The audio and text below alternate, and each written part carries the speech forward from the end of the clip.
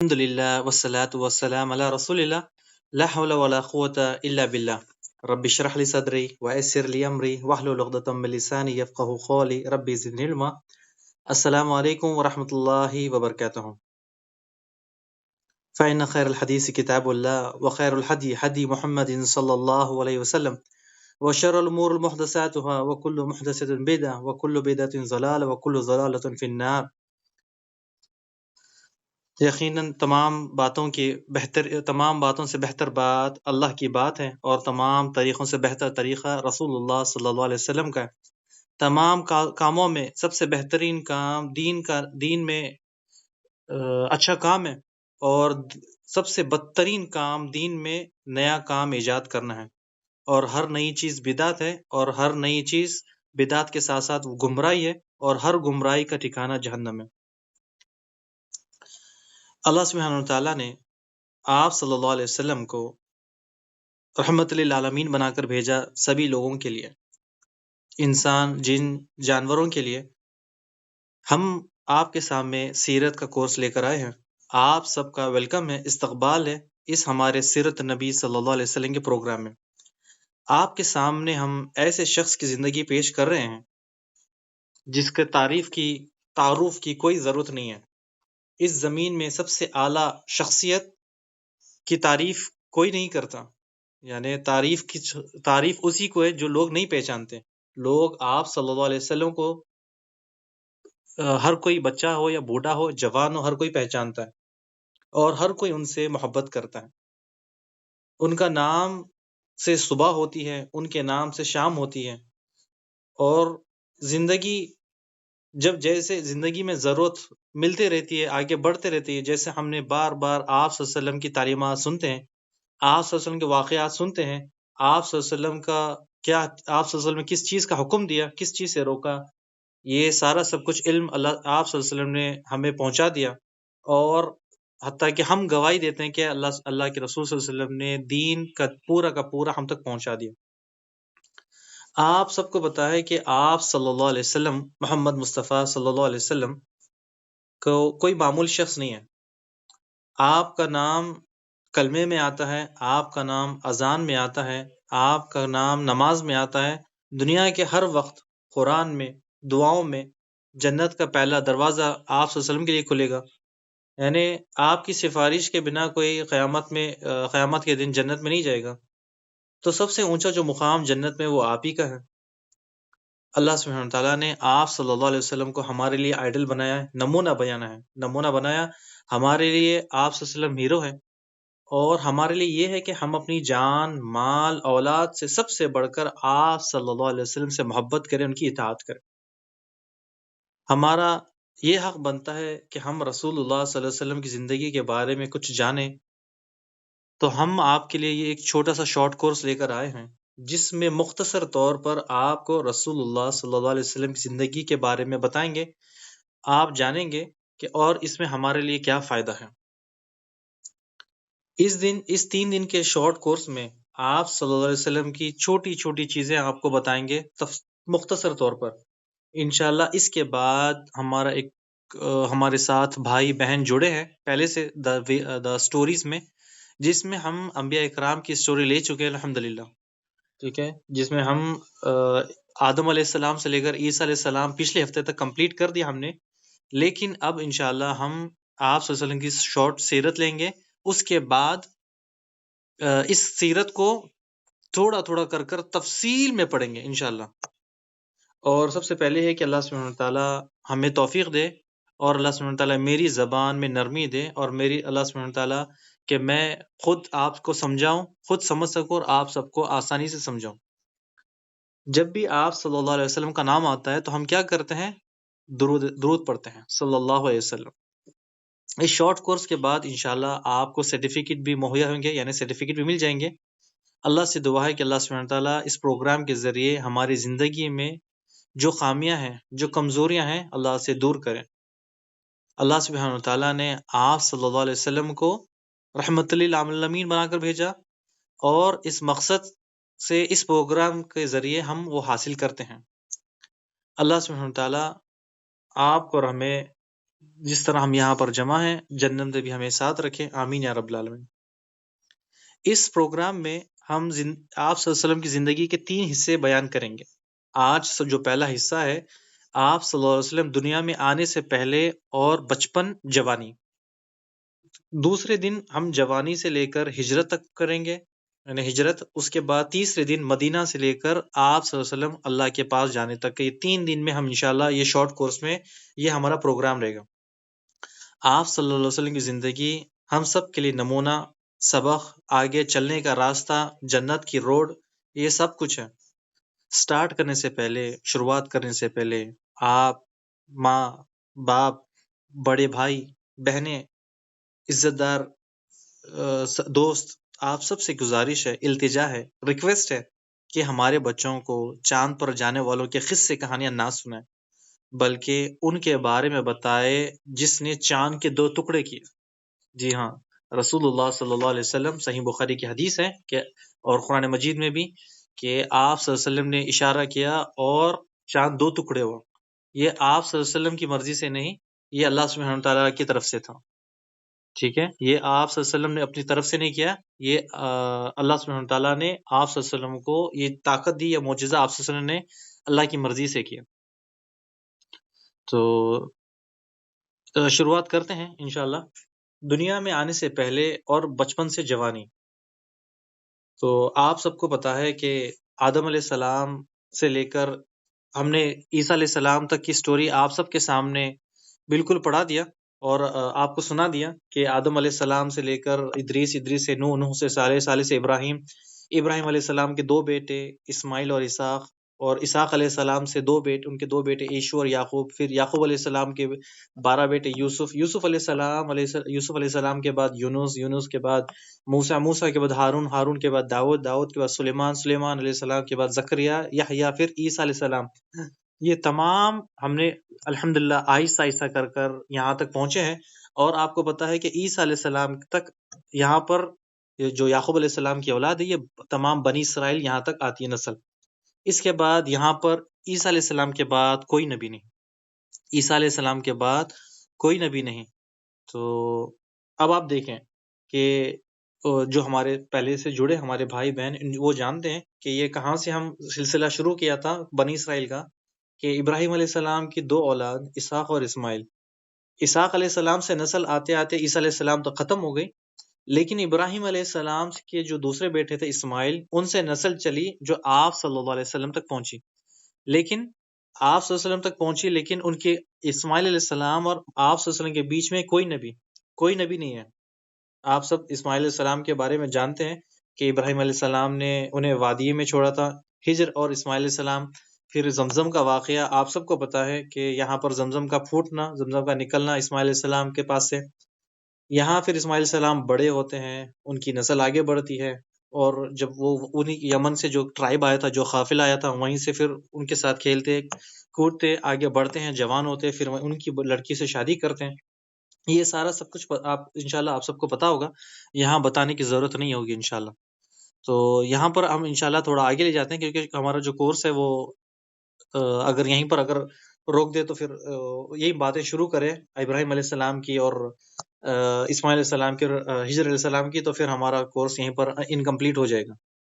اچھا، آگے آپ کو بتاتے ہیں کہ ان کو جو عرب کہتے ہیں، کہ اب عرب آپ کو پتا ہوگا، عرب ایک قبیلہ یعنی ایک ٹرائب کو یعنی ٹرائبس، اس میں ٹرائب سسٹم چلتا ہے، یعنی قبیلے یعنی قبیلے کا ایک لیڈر ہوتا ہے، ان کے نیچے 10 20 25 یا 100 پھر 100 یا 200 جتنے بھی لوگ ہوتے ہیں، ایک قبیلے کے اندر ایک لیڈر ہوتا ہے، ان کو یہ سب لیڈ کرتا ہے، گائیڈ کرتا ہے۔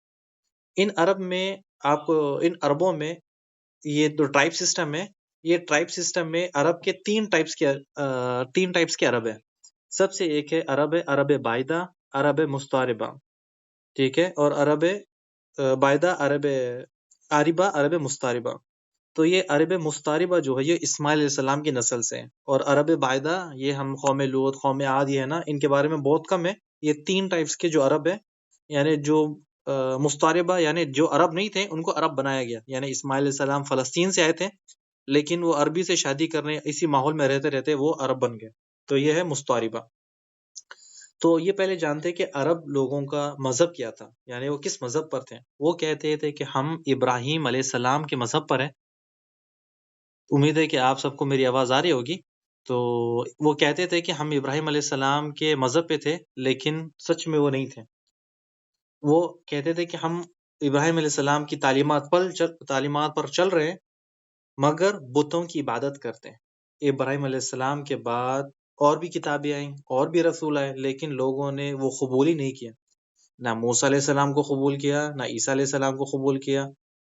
اب عرب تک تو وہ دعوت تو پہنچی تھی، لیکن انہوں نے بس اپنے آپ کو ابراہیم علیہ السلام کی طرف رکھ کر چھوڑ دیا۔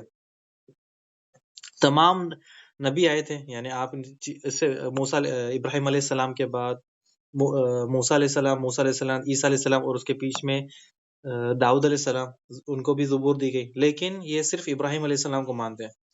باقی سب کہتے ہیں کہ ہم یہ عرب لوگ کہ ہم دین ابراہیم پر ہے، یعنی پھر لیکن عرب یہ بتوں کی عبادت کرتے ہیں۔ ابراہیم علیہ السلام نے انہیں یہ نہیں سکھایا۔ ابراہیم علیہ السلام تو بتوں کو توڑنے آئے تھے۔ آپ سب کو تو پتا ہوگا ابراہیم علیہ السلام نے بتوں کو توڑا تھا۔ تو اب یہاں پر ابراہیم علیہ السلام بتوں کو توڑ رہے ہیں اور یہ کہہ رہے ہیں کہ ہم ابراہیم علیہ السلام کی تعلیمات پر چل رہے ہیں۔ ہوا کیا کہ ایک عرب، پہلے تو ان کے پاس کوئی بت نہیں تھا، ایسے تو کوئی بغیر بتوں کے چل رہے تھے، توحید پرست تھے، اللہ کو مانتے تھے، جانتے تھے۔ ہوا یہ کہ ایک عرب میں سب سے پہلے ایک بت لے کر آیا کسی شخص نے۔ شیطان نے اس شخص کے ذریعے سب سے پہلے جو بت تھا وہ عرب میں لے کر آیا۔ شیطان جو ہے وہ چھوٹی چھوٹی پلاننگ کرتا ہے، چھوٹا چھوٹا حصے میں۔ پہلے وہ سٹارٹنگ بڑا اٹیک نہیں کرتا ہے، وہ چھوٹے چھوٹے ٹیسٹنگ کرتا ہے، سالوں کی اس کی محنت ہے۔ تو شیطان نے ایک چھوٹے سے بت سے شروعات کی، ایک بت لے کر آیا، سلولی یعنی آہستہ آہستہ اتنے زیادہ بت ہو گئے، کعبے میں 360 بت ہو گئے، خانہ کعبہ بھر گیا۔ لوگ حج کرنے آتے یا عمرہ کرنے آتے یا وہاں کے لوگ ہوتے تو بتوں کو کس کرتے، طواف کے ساتھ ساتھ ان کو بھی چومتے، ان کو بھی گلے لگاتے، یعنی ان کو جو حاجت ہے، جو بھی ان سے بات چیت ہے، چکر لگاتے لگاتے ان کو ملتے، ان کو جاتے، یعنی ان بتوں سے ان کو محبت رہے گی، یعنی جو دل میں محبت کہتے ہیں نا، یہ ان کے دل میں رچی بسی۔ اب یہ بتوں کے ساتھ ہوتا کیا؟ بتوں کو آپ کو پتا ہے کہ بتوں کی انہوں نے الگ الگ ڈیوٹی دی تھی، کہ کوئی اگر کسی کو بارش چاہیے تو وہ کسی بت کے پاس جاتے، اگر کسی کا کام نہیں چلتا ہے تو وہ کسی اور بت کے پاس جاتے، کسی کو کھانا چاہیے تو کسی اور بت کے پاس چاہیے، کسی کو اولاد چاہیے تو کسی اور بت کے پاس جاتے۔ ہر کام کے لیے انہوں نے الگ الگ بتیں بنائے، یعنی 360۔ اگر اس سے کام نہیں ہے تو بڑے والے، اگر بڑے سے کام نہیں ہے تو تیسرے والے، تیسرے سے کام نہیں ہے تو چوتھے والے، یعنی ہر کسی کے لیے اب انہوں نے فکس نہیں کیا۔ اگر چلے آج ہم کہتے ہیں کہ چلے آج ایک بڑا مینیجر ہے، اس سے اگر کام نہیں ہوتا تو اس سے اوپر والے مینیجر کے پاس جاتے ہیں، تو انہوں نے بھی ایسا ہی کر کے رکھا تھا، یعنی ہر بتوں کے لیے الگ الگ، بارش کے لیے الگ، کام کے لیے الگ، کھانے کے لیے، اولاد کے لیے، سب کے لیے الگ الگ۔ اب یہ ان کا یہ مذہب تھا۔ اچھا، مذہب کے ساتھ ساتھ اس کے آپ کو ایک اور چیز کی طرف لے جاتے ہیں کہ آپ صلی اللہ علیہ وسلم آنے سے پہلے ان کا بزنس کیا تھا، یعنی یہ کھاتے پیتے، مینوفیکچرنگ پلانٹ، فیکٹری جیسے ہوتے ہیں، کہ عربوں کے پاس کیا تھا جو اپنا بزنس کرتے۔ تو آپ کو تو پتا ہے کہ عرب میں پیٹرول ہے، یعنی پیٹرول تو کچھ سال پہلے ہی دستیاب ہوا، تقریباً 80 سال کے قریب آس پاس پیٹرول ابھی تو آیا، لیکن اس سے پہلے یہ بزنس کیا کرتے تھے؟ نہ کوئی میٹھا پانی تھا، زمین بنجر تھی، اور پہاڑ، اور جب سردیاں آتی تو سردیاں آتی، اور جب گرمیاں آتی تو آدمی کے کلیجے پھاڑ دیتے، اتنی زیادہ گرمی۔ کھجور کے علاوہ کوئی ایسا پھل ہے جو گرمی برداشت کرتا ہے؟ کوئی پھل برداشت نہیں کر سکتا۔ آج تو کیمیکلز کی یوز کر کے وہ فرٹیلائزر کو، یعنی جس طرح سے بھی وہ اگاتے ہیں اور کیمیکلز کے ذریعے، لیکن پہلے تو کچھ نہیں تھا۔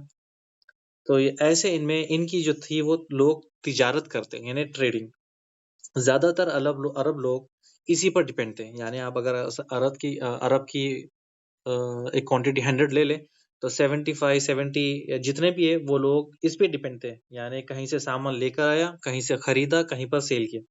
مثال کے طور پہ اونٹ تھے، کہیں سے اونٹ آئے، کہیں پہ سیل کیے، اونٹ صحیح کیے، جس سے بکریاں کسی کو سیل کی، کسی سے لے کر آئے، بکریاں سیل کی، اور کپڑے، اسی طرح سے بہت ساری چیزیں جو بھی ٹریڈ کر سکتے ہیں، یہ عرب ٹریڈ کرتے ہیں۔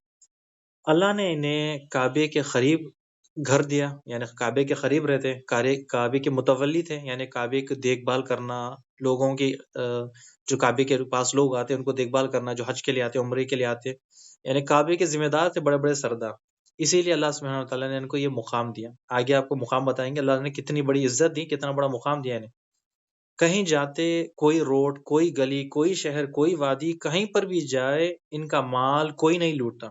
یعنی اگر کوئی تجارت کرتا، کوئی راستے سے گزرتا تو ڈاکو لوگ جس طرح کہتے ہیں ڈاکو گنڈے یہ لوٹ لیتے ہیں. یعنی آپ عرب کو چھوڑ کر کوئی بھی اگر قافلہ گزرتا تو وہ ان کو لوٹ لیتے سوائے ان قریشوں کے. ان قریش کے کیوں؟ کیونکہ قرآن آپ کو بتایا کہ سورہ قریش کی تفسیر اگر آپ پڑھے تو اس میں انشاءاللہ اس کی تفسیر میں آپ کو پتہ چلے گا کہ اللہ سبحانہ تعالیٰ نے ان لوگوں کے لیے امن رکھا. کیوں؟ کیونکہ اللہ سبحانہ تعالیٰ نے ان کے لیے بہت عزت رکھی، بہت رکھی. وہ ان کی بہت عزت، ان کا روب، ان کا ڈر بہت دور دور تک تھا. کیوں؟ کیونکہ یہ کعبے کے متولی ہے. کعبے کو دیکھتے ہیں، آگے اس کی حفاظت کرتے ہیں. یعنی حفاظت کے معنی یعنی صاف صفائی کا خیال رکھنا، لوگوں کو دیکھنا کرنا، حج کے معاملات دیکھنا، یہ سارا سب کچھ ترتیبات انہی کے پاس تھے، دیکھ بھال کرنا. تو اسی لیے کوئی بھی ان کو ٹچ نہیں کرتا، کوئی ان کو کوئی کچھ نہیں کہتا. اللہ سبحانہ تعالیٰ نے ان کو بہت ساری عزت دی، بہت عزت دی. صرف ایک قریش کا قافلہ ہے جو کہیں سے بھی گزر سکتا ہے. ایک قریش کا قافلہ ہے جو کوئی بھی روڈ، کوئی بھی گلی، کوئی بھی راستہ وہ چوز کر سکتا ہے. اس کو کوئی ہاتھ نہیں لگاتا، کوئی یعنی اس کے قریب نہیں جاتا.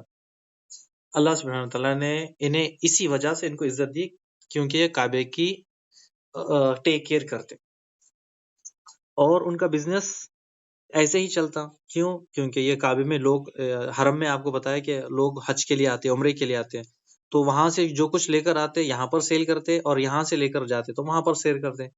یہ ایسے ہی آتے جاتے، ان کی ٹریڈنگ بھی چلتی، ان کی انکم بھی ہوتی، اور ان کا کھانا پینا بھی یہی چلتا. یہ تھا آپ کے سامنے ہم نے قریش کی جو انکم ہے، بزنس ہے، آپ کے سامنے رکھا. اب تمام حالتوں کا جائزہ لیتے ہوئے تاکہ آپ کو سمجھ میں آئے کہ آپ صلی اللہ علیہ وسلم آنے سے پہلے کیا ماحول تھا، آپ صلی اللہ علیہ وسلم آنے کے بعد کیا ماحول ہے. عرب کے لوگ چھوٹی چھوٹی سی بات پر سالوں تک جنگیں لڑتے رہتے، معمولی سی بات پر لڑتے کہ میرا گھوڑا تیرے گھوڑے سے پہلے پانی کیسے پی لیا. اسی کے لیے وہ جہالت میں کافی سال تک لڑتے رہتے. اور یہیں پر ختم نہیں ہوتا کہ یہ سالوں سال ایک دوسرے سے بدلہ لینا، ریونج لینے کے لیے انتظار کرتے ہیں. بس صرف 4 مہینے، یعنی آپ کو بتایا کہ 4 حرمت والے مہینے ہیں، یہ مہینوں کو چھوڑ کر عرب، یعنی جو 4 مہینے عرب، آپ کو انشاءاللہ امید ہے کہ آپ کو پتا ہوگا کہ جو 4 مہینے میں عرب لوگ جنگ نہیں کرتے، باقی کے اس کے 8 مہینے بس دھوم دھڑاکا. آپ لگا لیں کہ دھوم دھڑاکا، کبھی کسی کو مارا، کبھی کسی کو لوٹا، کبھی کچھ کیا، کبھی کیا کیا، کبھی کسی کو بخشا نہیں. یعنی یہ 4 مہینے کے بعد اگر کوئی مل جاتا تو اس کی گلا دبا دیتے. لیکن اگر یہ 4 محرم، رجب، ذوالقعدہ، ذوالحج، جب یہ 4 مہینے میں کوئی ملتا تو اس کو چھوڑ دیتے. سامنے دشمن بھی ہوتا تو اسے کچھ نہیں کرتے. جب یہ 4 مہینے گزر جاتے تو ختم، اس کا کام تمام.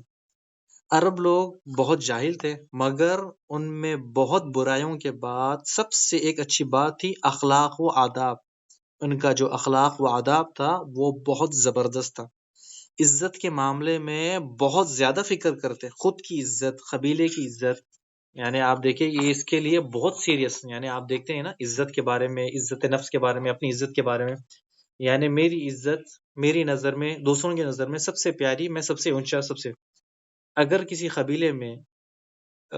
قبیلے میں سے ایک شخص نے وعدہ کیا اور وہ مر جائے تو جو وعدہ کرنے سے پہلے وہ، یعنی پورا کرنے سے پہلے وہ مر گیا تو اس کا بیٹا یا اس کے گھر والے یا اس کے خاندان والے اس وعدے کو پورا کریں گے. دیکھیں یہ عزت، یعنی جو وعدہ کر دیا تھا اس کے بیٹا یا اس کے گھر والے یا اس کا خاندان وہ کرے گا. اگر گھر والوں کے پاس مال نہیں، اگر وہ مر جائے یا پھر اور کوئی وجہ ہے تو قبیلہ مل کر وہ اس کا وعدہ پورا کرتا. یعنی اگر اس وعدے کو پورا کرنا ہے تو اگر وہ نہیں کر سکتا اس کا بیٹا، اگر اس کا بیٹا نہیں کر سکتا تو اس کے رشتہ دار، اس سے رشتہ دار نہیں تو قبیلے والا جو سردار ہے وہ کر کے دے گا. اس وعدے کو پورا کرنے کے لیے اگر ایک جان، دو جان، اگر کئی بھی جان چلے گئے، وہ اس کی پرواہ نہیں کرتے، وہ صرف وعدے کی پرواہ کرتے. یہ تھی ان میں ایک کوالٹی. عزت بہت پیاری تھی ان کے بیچ. اور اس میں کچھ امیر، آپ کو پتا ہے کہ امیر اور غریب میں پہلے سے چلتا ہے، اس میں زیادہ کچھ امیر تھے اور ان میں سادگی بھی تھی. یعنی سادگی کے ساتھ ساتھ سخی بھی تھے. سخی یعنی دینے والے، لوگوں کی مدد کرنا. جو کچھ بن پڑے ہم سے ہو سکے، جیسا بھی ہو، اگر سامنے والے نے کچھ مانگ لیا، بس اسے وہ ہمیں دینا ہے. کچھ بھی ہو، کیسے بھی ہو، بس وہ ہمیں دینا ہے. یہ نہیں تھا کہ ہم عرب ہیں، ہمارے پاس نہیں ہے، ہم کیسے ان کو کریں. چاہے آپ وہ تجارت کرے یا نہ کرے، ان کے پاس مال ہو یا نہ ہو، کچھ بھی ہو، وہ جو وعدہ کیا اس کو پورا کریں گے. کسی نے سامان مانگ لیا، وہ اسے دیں گے. یعنی مہمان نوازی بھرپور انداز میں کرتے. یعنی اگر ہمیں پتا ہے کہ ہمارے پاس کوئی مہمان آنے والا ہے تو اس کی کس طرح سے ہم مہمان نوازی کرتے ہیں. یہاں پر بھی وہ ماحول تھا کہ اتنے جاہل ہونے کے بعد بھی اخلاق و آداب اتنے پیارے، اتنے اچھے کہ مہمان آتا تو اپنے پاس اگر کھانا ایک ٹائم کا کھانا ہوتا، یعنی ایک وقت کا کھانا ہوتا، اگر مہمان ہوتا تو مہمان کو کھانا دے دیتے. اور مہمان کو پتا بھی نہیں چلتا کہ کھانا ایک ٹائم کا تھا، ایک وقت کا تھا، اس نے کھایا یا نہیں. یعنی اتنے زیادہ وہ مہمان نواز تھے. ہمیں پتہ چلتا ہے کہ رسول اللہ صلی اللہ علیہ وسلم کا ماحول پہلے کیسا تھا، آپ کے بعد آنے کے بعد کیسا ماحول تھا. نیکسٹ آگے بڑھتے ہیں. آپ صلی اللہ علیہ وسلم پیدا ہونے سے پہلے ایک بہت بڑا واقعہ لوگوں میں مشہور ہے، اور اللہ سبحانہ تعالیٰ کی قدرت بھی اسی میں ہے. یعنی سارے عرب میں، سارے دنیا میں یہ واقعہ بہت مشہور ہے. امید ہے کہ آپ کو ابرہہ کے بارے میں سب کچھ پتا ہوگا. پھر بھی ایک چھوٹے سے تفصیل میں چھوٹے سے آپ کو انشاءاللہ بتائیں گے کہ ابرہہ کہاں سے تھا. وہ یمن سے تھا. تو اس نے دیکھا کہ عرب کے لوگ کعبے سے بہت زیادہ اٹیچ ہیں، اور کعبے کے علاوہ باہر ملکوں سے بھی لوگ آتے ہیں کعبے کے لیے، عمرہ اور حج کے لیے.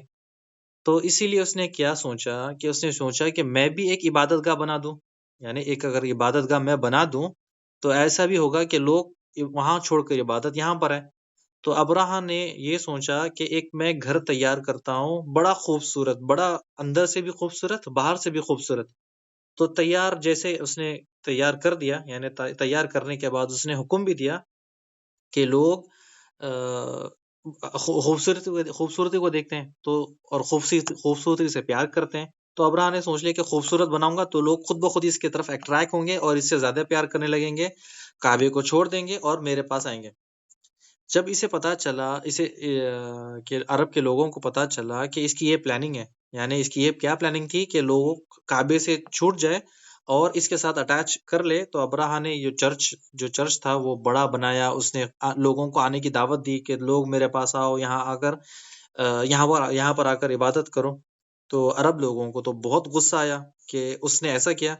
عرب لوگ تو کعبے کی دل سے عزت کرتے، یعنی وہ تو آپ دیکھیں کہ وہ شرک تو کرتے، بتوں کی عبادت کرتے، لوگوں کو لڑتے، ناحق قتل کرتے، بچیوں کو گڑھے میں ڈال دیتے زندہ، لیکن کعبے کی محبت ان کے دل میں بہت زیادہ تھی. ابرہہ کا یہ جو پلان تھا عرب کے لوگوں کو پتہ چل گیا، اور جب پتہ چل گیا تو عرب سے کچھ لوگ آئے. عرب سے لوگ آ کر جو ابرہہ نے جو بلڈنگ بنائی تھی وہ اس میں آ کر ٹوائلٹ کر دیا. انشاءاللہ آپ کے کمنٹس میں انشاءاللہ آپ مجھے ہمیں واٹس ایپ پہ ٹیکسٹ کر دیں. کچھ اگر چیزیں ایسی ایڈ کرنی ہے تو انشاءاللہ نیکسٹ سیشن میں ایڈ کر دیں گے. جو بھی کچھ ہم بھول گئے یا پھر کچھ مس کر دیا یا اسپیلنگ یعنی کسی کا نام آگے پیچھے چلا گیا تو آپ پلیز گروپ کے ایڈمن کو ٹیکسٹ کر دیں، کیونکہ یہاں پر پتہ نہیں چلتا ہے. تو اگر کچھ بھی چیز ہے تو آپ وہاں ٹیکسٹ کر دیں. انشاءاللہ نیکسٹ جو سیشن ہے اس میں ہم انشاءاللہ ایڈ کر دیں گے انشاءاللہ. اچھا اب آگے بڑھتے ہیں کہ ابرہہ کو جب خبر ملی کہ کسی نے اس کے جو چرچ میں تھا وہ آ کر ٹوائلٹ کر دیا، تو وہ بڑا غصے میں آ گیا کہ اب میں عرب لوگوں سے بدلہ لوں گا. یعنی عرب لوگوں سے میں بدلہ لوں گا کہ انہوں نے میرے گھر پر آیا، میرے شہر میں، میرے ملک میں آیا، اور میرا بنایا ہوا چرچ میں، میری بنائی ہوئی بلڈنگ میں یہ کر کے برا کام کر کے چلے گئے. میں اب ان سے ریونج لوں گا، یعنی میں ان سے بدلہ لوں گا. کیا بدلہ لوں گا؟ کہ بدلہ لینے کے ساتھ یہ ہے کہ میں ان کا جو کعبہ ہے وہ کعبے کو ڈسٹروائے کر دوں گا۔ تو اب یہ پلاننگ اس نے پلاننگ سیٹ کر لی کہ ابراہ وہاں سے مکہ کے لیے آئے گا، سفر کرے گا اور آ کر یہاں پر کعبے کے پاس حملہ کرے گا۔ اب پوری پراپر پلاننگ سٹارٹ کر دی اس نے کہ میں کس طرح، کتنی فوج جائے گی، کون کون جائے گا میرے ساتھ، کتنی ہے، بہت بڑی فوج اس نے تیار کر لی۔ عرب کی ہسٹری میں اتنی بڑی فوج کسی نے نہیں بنائی، یعنی عرب سے ہٹ کر دوسری فوجیں تو الگ الگ ہے، یعنی روم اور دوسرے بھی جتنے ہیں، ایران، ادھر وہاں پر تو بڑی بڑی فوجیں ہیں، لیکن عرب میں کسی نے اتنی بڑی فوج تیار نہیں کی۔ 60,000 کا لشکر، یعنی 60,000 سپاہی اس کی فوج میں، اور 10 کے قریب ہاتھی، یعنی 10 بھی آتے ہیں کئی روایت میں، 11 12، یعنی 10 کے نیچے یا اوپر اتنے ہاتھیاں اس نے جمع کر لی۔ عرب میں ہاتھی پہلی بار داخل ہو رہا تھا، یعنی عرب کے اندر قریب یہاں پر، تو ابراہ نے سفر شروع کر دیا مکہ کے قریب، یعنی یمن سے شروع کر دیا مکہ کی طرف۔ جب مکہ کے قریب آیا تو اپنا پڑاؤ ڈال کر جو وادی محصر ہے وہاں تک پہنچ گیا، وہاں پر آ کر پڑاؤ ڈالا۔ وہاں پر آ کر اس نے قریش کے جو بکریاں، جو اونٹ، جو بھی چیز تھے، اس نے وہ سارا سب کچھ اپنے قبضے میں لے لیا، قبضے میں لے کر اس نے ان کو بلایا۔ کس کو؟ یہ جو عرب کے لوگ ہیں ان کو بلایا کہ آ کر وہ مجھ سے معافی مانگیں گے، جو بھی کریں گے میں ان سے بات چیت کروں گا، اور پھر ان کے بعد کیا معاملات کرنا ہے ان سے میں یہ دیکھوں گا۔ اب ہوا کیا کہ جب عرب کے بڑے لوگ، سردار لوگ آئے، تو اسے جب آئے تو وہ ان سے سوچ رہا تھا کہ امید کر رہا تھا کہ یہ آ کر مجھ سے بات کریں گے اور مجھ سے کعبے کو توڑنے کے لیے، یعنی جو بھی ریکویسٹ کریں گے، لیکن جو آ کر کہنے لگے کہ اے ابراہ، تو نے ہمارے اونٹ اور بکریوں کو جو قبضہ کر لیا وہ ہمیں واپس کر دیں، تو نے جو اونٹ، جو ہماری بکریاں لے لی، اسے وعدہ کر دے، جو واپس کر دے۔ تو یہ کہنے لگا ابراہ کہ میں تمہارے کعبہ کو توڑنے آیا ہوں اور تم بکریوں کی بات کر رہے ہو، تم لوگ تو عجیب لوگ ہو۔ تو قریش کے لوگ، سب بڑے بڑے سردار کہنے لگے کہ ہم اس بکری اور اونٹ جو بھی ہے اس کے مالک ہیں، کعبے کا مالک اللہ ہے، وہ اس کی حفاظت کرے گا، ہم اس کے مالک نہیں۔ اب ابراہ جب راستے سے آ رہا تھا تو اپنا روب یعنی شو آف کرتے کرتے چلا آ رہا تھا، یعنی یمن سے وادی محصر تک آرام تک پہنچ گیا، یہاں پر آ کے پڑاؤ ڈالا، یہاں پر آ کے رکا، قریش والوں سے بات کی۔ اب جیسے ہی قریش والوں نے اسے یہ جیسا جواب دے دیا، اس نے کہا فوج کو کہ فوج آگے بڑھو، فوج کو کہا کہ حملہ کرو۔ اب یہاں فوج تو آگے بڑھنے کی شروع کر رہی تھی، لیکن اس میں جو ہاتھی تھے، جو سب سے پہلا ہاتھی تھا، اس نے آگے بڑھنے سے منع کر دیا، یعنی جو بھی 9 10 یا 13 جو بھی ہاتھی تھے، تو وہ خانہ کعبہ کی طرف آگے بڑھنے سے منع کر رہے، انکار کر رہے ہیں۔ یعنی اگر ان کو آپ لیفٹ لے جا رہے ہیں ڈائریکشن میں یا پھر رائٹ لے جا رہے ہیں تو وہ جانے کے لیے تیار ہے۔ کعبے کو اگر وہ کعبے کی طرف جا رہے ہیں تو وہ ان کو آگے نہیں بڑھ رہے ہیں۔ تو آپ کو بتایا یہ اللہ کی طرف سے تھا، یہ اللہ کی طرف سے ہاتھی کو حکم تھا کہ وہ کہیں پر بھی جائے لیکن ایک قدم آگے نہ بڑھے۔ ابراہ نے بہت فورس کیا، ہاتھی کو بہت مارا۔ اس کے بعد جب دیکھا کہ ہاتھی مان ہی نہیں رہا ہے، یعنی اس کو تو اللہ نے حکم دیا، ہاتھی مان ہی نہیں رہا ہے، تو ہاتھی کے ساتھ ساتھ جب انکار کر دیا تو اس نے کہا کہ فوج کو کہ تم ایک ہاتھی کو چھوڑو۔ غصہ آ گیا اس کو بہت زیادہ، اس نے کہا کہ تم ایک ہاتھی کو چھوڑو، دوسرے ہاتھیوں کو لے کر آگے بڑھو۔ جنہیں فوج کو کہا کہ تم آگے بڑھو۔ جیسے ہی فوج آگے بڑھنے والی تھی، یہ دوسرے ہاتھی بھی پیچھے ہٹ گئے، یعنی ایک ہاتھی کے ساتھ ساتھ دوسرے تمام ہاتھی وہیں پر رک گئے، یعنی آگے بڑھنے کا نام ہی نہیں۔ اللہ سبحانہ، جیسے ہی یہ فوج آگے بڑھنے کی کوشش کی، اللہ سبحانہ وتعالی کا لشکر ہوا میں تیرتے ہوئے ابراہ کی فوج کے اوپر آ برسا۔ ابراہ کی جو 60,000 کی فوج تھی، یعنی جو ہاتھی تھے، یعنی انہیں کعبے کو توڑنے کے لیے یہ سارا سب کچھ تھا، ان کے اوپر اللہ سبحانہ وتعالی کا لشکر آ گیا۔ اور یہ لشکر کوئی بڑا لشکر نہیں، چھوٹے چھوٹے پرندے، اللہ سبحانہ وتعالی نے ان پرندوں کو بھیجا، اور ان پرندوں کے منہ میں پتھر، اور اب اس کے دونوں پاؤں پنجوں میں پتھر، اور یہ پتھر اوپر سے گراتے فوج کے اوپر، اور جب فوج سر کے میں سے گھستا نیچے سے نکلتا، یعنی سر میں سے گھستا جسم کو پھاڑتے ہوئے نیچے گرتا، اور جب نیچے آتا تو سارا کا سارا جسم گل جاتا۔ یعنی آپ نے دیکھا ہوگا جو فنگس ٹائپ ہے، یعنی آدمی کی باڈی کیسا گلتی ہے، تو جب یہ پرندے اوپر سے پتھر پھینکتے اور جب پتھر نیچے آتا، نیچے آنے تک اس کا جسم سارا کا سارا سڑ جاتا، یعنی گل جاتا۔ فوج تتر بتر ہو گئی، مگر 60,000 کا جتنا بڑا لشکر تباہ ہو گیا، اور ہاتھی بھی یہیں پر مر گئے۔ ابرہا اتنا بڑا بادشاہ، اسے دیکھا کہ اس کی فوج تو تباہ ہو گئی، اب اس کی باری تھی یعنی اب تو اس نے موت کو دیکھ لیا۔ اب سب چھوڑ چھاڑ کر وہ یمن کے طرف بھاگنے لگا، اور یمن سے پہنچنے سے پہلے پہلے اس کی موت ہو گئی، یعنی یمن جانے سے پہلے پہلے اس کی وہیں پر موت ہو گئی اور وہ مر گیا۔ انشاءاللہ اس کو ہم انشاءاللہ اگلے جو ہمارے سیشنز ہوں گے اس کو ڈیٹیل سے لیں گے کہ ابرہا کے بارے میں، کیونکہ ہمارے پاس جو شارٹ کورس ہے اس میں ہم شارٹ میں بتائیں گے آپ کو کہ یہ واقعات کے بارے میں شارٹ یہ واقعات تمام جگہ یعنی آگ کی طرح پھیلا کہ اس کے بعد کسی کی ہمت نہیں ہوئی کہ کوئی کعبے کی طرف آنکھ اٹھا کے دیکھے، کعبے کی طرف سوچے بھی کہ کعبے کے ساتھ ہم یہ کر سکتے ہیں۔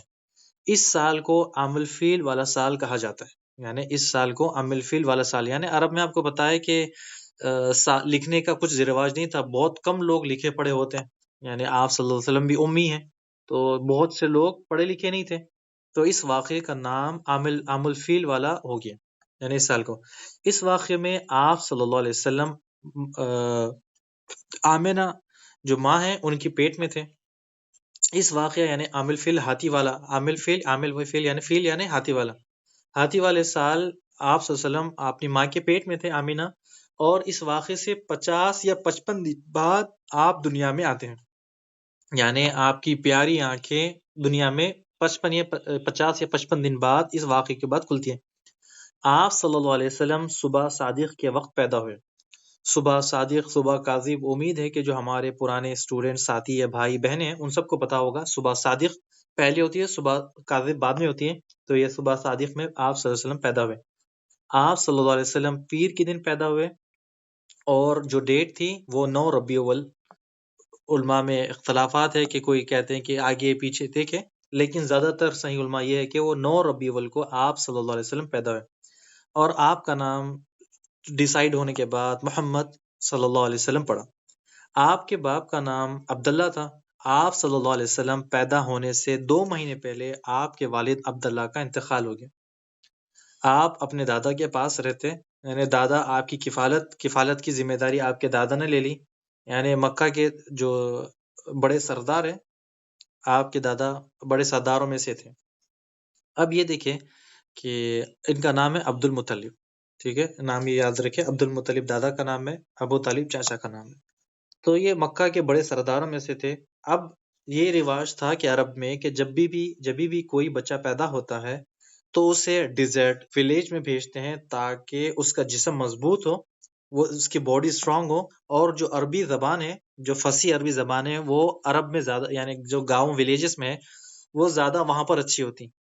تو یہاں پر تو صرف ماں کا دودھ تھا، باقی کی آپ جس مثال کے طور پہ جس طرح آج ہمارے پاس پولیوشن ہے تو ہم کیا کرتے ہیں، دور ولیجز میں یا پھر ایسی جگہ جاتے ہیں جہاں پر پولیوشن کم ہو، گرینریز ہے، یعنی نیچر، واٹر، گراس، جھاڑ زیادہ ہے، تو وہاں پر کتنا اچھا سکون دکھتا ہے، یعنی تازی ہوا۔ تو یہاں پر بھی ایسے تھا کہ عربوں میں رواج تھا کہ بچے پیدا ہوتے ہی انہیں کیا کرتے تھے، لوگوں کے حوالے کرتے جو ولیج میں ڈیزرٹ میں رہتے ہیں۔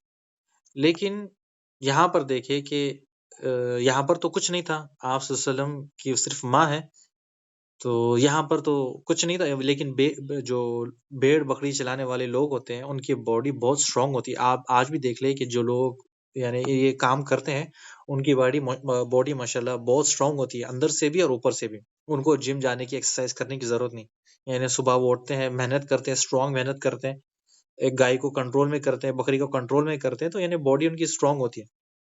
اب یہاں پر دیکھیں کہ ان کا جو رواج تھا عربوں کا کہ بچوں کو باہر کی عورتیں آ کر لے جاتے ان کو دودھ پلانے کے لیے، ٹھیک ہے، بچوں کو آ کر لے جاتے، تو آپ نے عورتوں کے بارے میں سنا ہوگا کہ آپ صلی اللہ علیہ وسلم کو کس نے دودھ پلایا، کس طرح سے کیا۔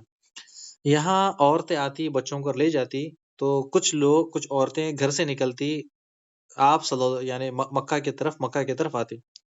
بہت مشہور واقعہ بھی ہے، بہت مشہور نام بھی ہے، سعدیہ، جو حلیمہ سعدیہ، ٹھیک ہے، دائی حلیمہ بھی ان کو کہتے ہیں، تو ان کا نام ہے حلیمہ سعدیہ۔ تو یہ جب آپ صلی اللہ علیہ وسلم یعنی مکہ کی طرف آ رہے تھے تو ایک عجیب واقعہ ان کے ساتھ بھی ہو گیا۔ جب وہ گھر سے نکلی اپنی گدھے پر، جس خچر یا پھر جس طرح پر اس پہ بیٹھ کر جب وہ نکلے گھر سے، تو تو راستے میں آ رہے تھے، سب کہتے کہ حلیمہ جلدی کرو، جلدی سے جلدی کرو، تم بہت لیٹ ہو رہے ہو، بہت لیٹ ہو رہے ہو، آگے کرو آگے کرو۔ لیکن ان کے جو گدھا تھا وہ بہت لیٹ ہے، یعنی بہت سلو تھا، یعنی بیمار یا جس طرح بوڑھا ہے جس طرح سے بھی کہہ لے، بہت سلو تھا۔ ایسے ہی چلتے رہا، اب سب لوگ بیزار ہو گئے، انہوں نے حلیمہ سعدیہ کو چھوڑ دیا اور وہ آگے نکل گئے۔ حلیمہ سعدیہ سب کے ساتھ تھی، یعنی ایک ایک کر کے سب کے ساتھ تھی، لیکن بعد میں ہوا کیا، وہ پیچھے پیچھے پیچھے پیچھے رہتے، اتنی پیچھے چلے گئے کہ سب آگے نکل گئے۔ اسی دوران سبھی تمام عورتیں جو بھی تھے آئے مکہ میں، تمام بچوں کو انہوں نے چوز کر لیا، جو بھی اگریمنٹ تھا ان سے بات کر لیا، یعنی 1 سال 2 سال 3 سال 4 سال 5 سال جتنے بھی ہم ان کو لے جائیں گے، پیسوں کی بات کر لی، سب لے کر یعنی سب تیار ہو گئے اپنے اپنے یعنی ٹینٹ میں، خیمے میں چلے گئے۔ اب یہاں پر جو حلیمہ سعدیہ اب وہ آئی، یعنی بہت لیٹ ہو گئی تھی، اب وہ لیٹ آئی۔ حلیمہ سعدیہ نے دیکھا کہ سب لوگوں نے تو چوز کر لیا، بچوں کو چوز کر لیا، سب لوگوں نے، تو کسی کے پاس تو بچے نہیں ہیں، اب کون بچا؟ ایک یتیم بچہ۔ وہ یتیم بچہ کون ہے؟ آپ صلی اللہ علیہ وسلم، یعنی یتیم یعنی ان کے باپ نہیں ہے، صرف ماں ہے۔ تو پھر بہت سوچا کہ اب میں کیا کروں، یعنی اگر اس بچے کو لوں تو میں اس کے پاس تو یہ نہیں ہے کہ اس کی کفالت کرنے والا، تو باپ ہی نہیں ہے، تو مال کہاں سے ملے گا، مال کون دے گا؟ تو بہت سوچا، بہت ڈیسائیڈ کیا کہ خالی ہاتھ جانے سے اچھا ہے کہ کسی نہ کسی کو لے جاؤں، دیکھتے ہیں کچھ نہ کچھ اگر مل جائے، کچھ نہ کچھ مل جائے تو اچھا ہے، کیونکہ ابھی تو اگر خالی ہاتھ جانے سے بہت بے عزتی بھی ہوگی، اور کچھ نہ کچھ اگر کچھ نہ 1-2 دینار یا پھر کچھ بھی مل جائے تو ٹھیک ہے۔ اب یہاں حلیمہ سعدیہ نے آپ صلی اللہ علیہ وسلم کو لے لیا، اٹھا لیا۔ اب جیسے ہی آپ صلی اللہ علیہ وسلم کو انہوں نے اپنے ٹیک کیئر میں لے لیا، ویسے ہی بہت زیادہ چینجز ہو گئے، یعنی جو حلیمہ سعدیہ کے اندر بہت زیادہ چینجز ہو گئے۔ جب وہ آ رہی تھی تو سب سے لیٹ، سب سے سلو، یعنی سب سے پیچھے، سب سے پیچھے۔ اب جب وہ سب قافلہ واپس ہو رہا ہے، یعنی ریٹرن ہو رہا ہے اپنے اپنے یعنی گاؤں کے لیے، سب اپنے گاؤں کے لیے جا رہے ہیں، تو سب کہہ رہے ہیں کہ حلیمہ تو آنے سے پہلے تو بہت سلو تھی، یعنی تیرا جو گدھا تھا یا گھوڑا یہ جو بھی تھا وہ بہت سلو سلو سلو تھا، لیکن آج کیا ہو گیا، واپس جانے کے ٹائم پر تو بہت سپیڈ ہے، یعنی پہلے تو سلو تھی لیکن اب تو اتنا تیز، تو ہم سب کو پیچھے چھوڑ رہے ہیں۔ یہ تھے آپ صلی اللہ علیہ وسلم کے اثرات، ٹھیک ہے۔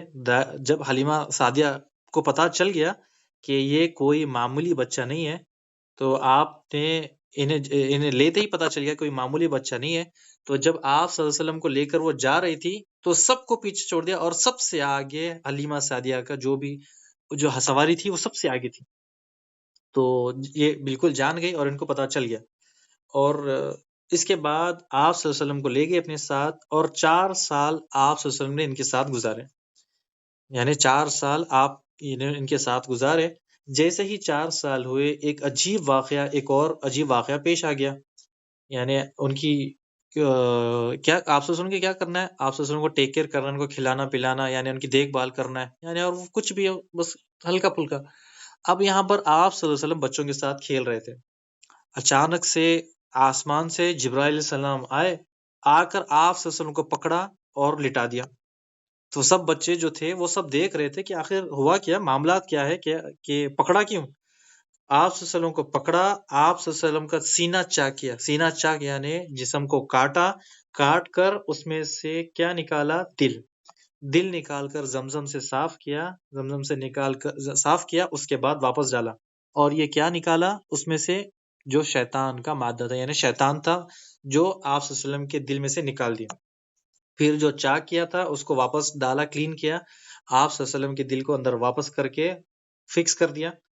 اب بچے وہیں پر دیکھ رہے تھے کہ یہ سارا معاملہ کیا ہو رہا ہے، آپ صلی اللہ علیہ وسلم بے ہوش ہے، یعنی اب آپ کے آج کی جو ٹیکنالوجی ہے، سائنس یہ یقین نہیں کرتی ہے، لیکن یہ صحیح واقعات ہے، یہ صحیح واقعات ہے۔ آپ صلی اللہ علیہ وسلم معراج پر جانے سے پہلے بھی آپ صلی اللہ علیہ وسلم کا سینہ چاک کیا، اور یہاں پر بھی اللہ کی مرضی ہے، کچھ بھی کر سکتا ہے۔ تو جب بچوں نے دیکھا کہ یہ معاملات ہوا، دوڑے دوڑے دوڑے گئے حلیمہ سعدیہ، کیا اس نے پوچھا کہ کیا ہوا، کہا کہ محمد کو کسی نے پکڑا اور قتل کر دیا۔ اب حلیمہ سعدیہ بہت پریشان کہ اب میں کیا جواب دوں کہ ان کے ماں باپ کو، یعنی جو یعنی ماں ہیں اور ان کے رشتہ دار ہیں، ان کو کیا جواب دوں اگر مر گئے۔ فوراً بھاگی بھاگی دوڑی، جا کر دیکھا تو آپ صلی اللہ علیہ وسلم لال ہو چکے تھے، پھر دیکھا کہ یہ بہت بڑا خطرہ ہے، یعنی بہت بڑا کچھ نہ کچھ اگر اللہ نہ کرے کچھ ہو جائے آپ کو، تو پھر میرے لیے تو بڑا مشکل ہے۔ تو آپ صلی اللہ علیہ وسلم کو ان کی ماں کو واپس کر دیتے ہیں۔ جب آپ صلی اللہ علیہ وسلم کو واپس کیا، وہ 4 سال تھے، پھر آپ صلی اللہ علیہ وسلم کی عمر 6 سال ہوتی ہے۔ جو ان کی ماں تھی آمینہ، ان کی خواہش تھی کہ میں اپنے جو شوہر ہے عبداللہ، ان کی خبر کی زیارت کروں۔ تو آپ صلی اللہ علیہ وسلم کو اپنے ساتھ لیتی ہے اور لے کر چلی جاتی ہے مدینہ۔ اب زیارت کرتی ہے، جو بھی ملاقات جو بھی معاملات ہے ہوتے ہوتے واپسی کی طرف، اپنے مکہ کی طرف آ رہی ہے۔ راستے میں ایک جگہ ہے ابوا، ٹھیک ہے، تو یہاں پر بیمار ہوتی ہے، اور بیماری کے ساتھ ساتھ یہیں پر ان کا انتقال ہو جاتا ہے۔ انا للہ و انا الیہ راجعون، یہیں پر ان کا انتقال ہو جاتا ہے۔ آپ صلی اللہ علیہ وسلم کی عمر 6 سال، نہ کوئی ماں نہ کوئی باپ، یعنی یہ حالت تھی آپ صلی اللہ علیہ وسلم کی کہ نہ کوئی ماں، نہ ماں کہنے کے لیے ماں 6 سال میں، اور نہ باپ۔ تو آپ صلی اللہ علیہ وسلم نے، آپ صلی اللہ علیہ وسلم کو، جو ان کے دادا ہے، دادا نے آپ کو اپنے پاس لے لیا، یعنی 6 سال کی عمر میں آپ صلی اللہ علیہ وسلم کے دادا جو عبد المطلب ہے، اصلی نام ان کا ہم بعد میں بتائیں گے، ان کا نام عبد المطلب نہیں ہے، لوگوں نے رکھ لیا، اگلے سیشنز میں جب ہمارے یہ کمپلیٹ ہونے کے بعد جب لیں گے اس میں بتائیں گے انشاءاللہ۔ تو آپ صلی اللہ علیہ وسلم کے دادا نے جب بچوں کو، ان کو آپ صلی اللہ علیہ وسلم کو ان کے ہینڈ اوور کر دیا، تو انہوں نے پھر ان دادا کے ساتھ رہنے لگے۔ 6 سے لے کر 8 سال تک آپ دادا کے ساتھ زندگی گزارتے، ان کے ساتھ چلتے پھرتے، یعنی معاملات چلتے۔ اسی کے ساتھ جب جیسے ہی عمر آپ صلی اللہ علیہ وسلم کی عمر 8 سال ہوتی ہے، دادا عبد المطلب اللہ کو پیارے ہو جاتے ہیں، اللہ کو پیارے ہو جاتے ہیں۔ اس عمر میں کون آپ کی کفالت کرے گا، یعنی کون دیکھے گا؟ یعنی عمر 8 سال ہے، اگر 8 سال کے بچے ہوتے ہیں تو ان کو کوئی نہ ماں ہے، نہ باپ ہے، نہ دادا ہے، تو کون دیکھے گا؟ اب تو ختم پورا، یعنی سسٹم ہی ختم۔ لیکن یہاں پر ان کے چاچا ابو طالب، جو علی رضی اللہ عنہ کے والد ہیں، وہ ذمہ داری لیتے ہیں، یعنی آپ صلی اللہ علیہ وسلم کی کفالت کی، یعنی چاچا کے ساتھ آپ صلی اللہ علیہ وسلم زندگی گزارتے ہیں۔ آپ صلی اللہ علیہ وسلم کی عمر آگے بڑھتے رہتی ہے، وہ بکریاں چلانا سیکھتے ہیں، بکریوں کے چرواہے، یعنی اللہ سبحانہ تعالیٰ نے ہر نبی کو بکریاں چلانے کی ذمہ داری دی تھی، ہر نبی سے بکریاں چروائی، چاہے وہ سلیمان علیہ السلام ہو، یا آپ صلی اللہ علیہ وسلم ہو، یا عیسیٰ علیہ السلام، یا ان سے اوپر کوئی بھی، ہر کسی نبی نے بکریاں چلائی۔ جب آپ صلی اللہ علیہ وسلم کی عمر 12 سال ہوتی ہے، جو سیریا کا سفر ہوتا ہے، بہت مشہور سفر ہے آپ صلی اللہ علیہ وسلم کا، کہ اپنے چاچا، اپنے رشتہ داروں کے ساتھ وہ سفر پہ جاتے ہیں، بکریوں کی تجارت یعنی ٹریڈنگ کے لیے شام کے سفر کرتے ہیں۔ وہاں پر جب قافلہ رکتا ہے تو ایک پادری آتا ہے، ابو طالب کو کہتا ہے کہ دیکھو، تم اس لڑکے کو اس کے آگے نہ لے جاؤ، میں نے دیکھا ہے کہ عرب میں سے یعنی ایک نبی آنے والا ہے، اور جو نبی کے آثار اثرات ہے وہ ظاہر ہے، یعنی جب تم قافلہ آ رہے ہو، میں نے دیکھا کہ تمام جھاڑ، تمام پترے سلام کر رہے ہو۔ یہ پادری یعنی بڑا یعنی آپ کو بتایا کہ اللہ کے رسول فرماتے ہیں صلی اللہ علیہ وسلم کہ ہر عیسائی مجھے پہچانتا ہے، اپنے بچوں سے زیادہ پہچانتا ہے، یعنی ان کی کتابوں میں موجود ہے کہ ایک نبی آنے والا ہے، ایک نبی آنے والا ہے، اور وہ نبی کہاں سے ہے؟ وہ سمجھتے ہیں کہ ان میں سے آئے گا، لیکن وہ تو اپنی طرف سے انہوں نے منمانی کر لی، لیکن وہ جو نبی آئے گا وہ اسماعیل علیہ السلام کی آل میں سے آئے گا، اور یہ عرب میں آ گئے، یعنی آپ صلی اللہ علیہ وسلم پیدا ہو گئے۔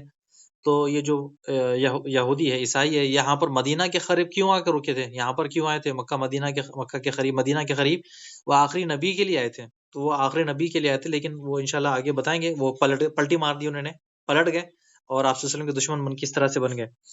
تو پادری نے کہا کہ دیکھو عبد المطلب، تم اسے واپس لے جاؤ، آگے کے جو لوگ ہیں وہ بہت ڈینجر ہے، خطرناک ہے، اور کہیں ان کو قتل نہ کر دے، کہیں ان کو نقصان نہ پہنچے۔ تو عبد المطلب نے اپنے کچھ رشتہ داروں کو دیا، اور آپ صلی اللہ علیہ وسلم کو مکہ واپس بھیج دیا۔ یہ بڑا مشہور واقعہ ہے پادری کا اور آپ صلی اللہ علیہ وسلم کا، کہ پادری جانتا تھا کہ آپ اللہ کے رسول ہے یا بننے والے ہیں، اور اس نے وہ آثار دیکھ لیے تھے۔ جیسے ہی آپ کی عمر 25 سال ہوتی ہے تو آپ یمن کے لیے جاتے ہیں، تجارت کے لیے، یمن تجارت کے لیے جاتے ہیں۔ آپ کو پتا ہے کہ پہلے شام کے لیے گئے تھے، شام سے واپس آ گئے، اب جو عمر تھی وہ 12 سال تھی، وہ گزرتے اب عمر 25 سال ہو گئی۔ تو 25 سال کی عمر میں آپ صلی اللہ علیہ وسلم یمن کی طرف جاتے ہیں، اور ختیجہ رضی اللہ تعالیٰ عنہ کی بکریاں لے کر اور ان کے غلام کو لے کر آگے بڑھتے ہیں۔ غلام دیکھتا ہے کہ آپ صلی اللہ علیہ وسلم سفر میں کتنے سخاوت، کتنے ایماندار، کتنے نرم دل، یہ سارے سب کچھ معاملات کتنے اچھے ہیں آپ صلی اللہ علیہ وسلم کے ساتھ، تو وہ دیکھ کر بہت خوش ہوتا ہے۔ یعنی دیکھو کہ یعنی اگر کسی کو ہم پہچانتے ہیں سفر میں، ان کو دیکھ لے کہ سفر میں اگر بندہ ہمارے ساتھ اچھا ہے تو پھر وہ ہمیشہ ہمارے ساتھ اچھا ہے، ہمارے ساتھ وہ فیوچر میں بھی اچھا ہے۔ تو سفر میں دیکھتا ہے کہ آپ صلی اللہ علیہ وسلم کتنے سخی، کتنے امانت دار، کتنے امین، کتنے اچھے ہیں اور کتنے نرم دل کے ہیں۔ تو وہ سارا سب کچھ دیکھتا ہے۔ دیکھنے کے بعد جب آپ صلی اللہ علیہ وسلم یمن سے واپس آتے ہیں تو آتے ہی بہت زیادہ پروفٹ لے کر آتے ہیں، بہت زیادہ پروفٹ۔ تو خدیجہ رضی اللہ تعالیٰ عنہ بہت خوش ہو جاتی ہے کہ یہ تو پروفٹ، بہت زیادہ پروفٹ آ گیا۔ اب ہوا کیا کہ جب پھر یعنی حساب کتاب سارا سب کچھ آپ صلی اللہ علیہ وسلم نے ہینڈ اوور کر دیا۔ خدیجہ رضی اللہ عنہ کا غلام تھا، اس نے بتایا کہ اے مالکہ، کہ آپ صلی اللہ علیہ وسلم تو بڑا نیک شخص ہے، بڑا ایماندار ہے اور بڑا نرم دل ہے۔ تو ایسے ہی جیسے ہی اس نے غلام نے یہ الفاظ کہے، خدیجہ رضی اللہ تعالیٰ عنہ کے دل میں اللہ نے یہ بات ڈال دی کہ میں آپ صلی اللہ علیہ وسلم کو نکاح کا پیغام بھیجوں، آپ صلی اللہ علیہ وسلم کو نکاح کا پیغام بھیجوں۔ تو اسی سال آپ صلی اللہ علیہ وسلم کا نکاح کا پیغام بھیجتے ہیں جب آپ صلی اللہ علیہ وسلم کی عمر 25 سال تھی۔ آپ صلی اللہ علیہ وسلم پیغام قبول کر لیتے ہیں اور ان کے ساتھ زندگی بسر کرنے لگتے ہیں۔ اب یہ تھی آپ صلی اللہ علیہ وسلم کی بچپن، پیدا ہونے سے پہلے، پیدا ہونے کے بعد سے لے کر بڑے ہونا، بڑے ہونے سے لے کر جوانی۔ یعنی آپ دیکھیں، آپ کے سامنے میں نے یہ پیش کر دی کہ آپ صلی اللہ علیہ وسلم آگے بڑھتے گئے، عمر 25 سال ہو گئی، آپ نکاح ہو گیا، اور خدیجہ رضی اللہ تعالیٰ عنہ سے آپ کو 5 اولادیں ہوئی، 4 بیٹیاں 1 بیٹا، 4 بیٹیاں 1 بیٹا، آپ صلی اللہ علیہ وسلم یہاں تک پہنچے۔ تو انشاءاللہ جو آج ہمارا پارٹ ہے، یعنی جو سیشن 1 ہے، وہ یہیں پر کمپلیٹ کرتے ہیں، یہیں پر روکتے ہیں انشاءاللہ، کیونکہ اگر سارا کچھ آپ سے ابھی میں کہہ دوں تو وہ جو کلاس ہمارا سیشن 2 ہے وہ بھی اسی میں کمپلیٹ ہو جائے گا، تیسرا بھی، تو انشاءاللہ آگے بہت سی معلومات آپ کو انشاءاللہ ملنے والی ہے۔ تو یہیں پر آپ سے الوداع لیتے ہیں، اجازت دیں کہ اگلے سیشن جو جوانی سے لے کر ہجرت تک، وہ انشاءاللہ کل ہم بتائیں گے۔ اللہ سبحانہ تعالیٰ سے دعا ہے کہ اللہ سبحانہ تعالیٰ ہمارا اٹھنا بیٹھنا قبول کرے، اور اللہ سبحانہ تعالیٰ اس سٹوری میں جو واقعات ہے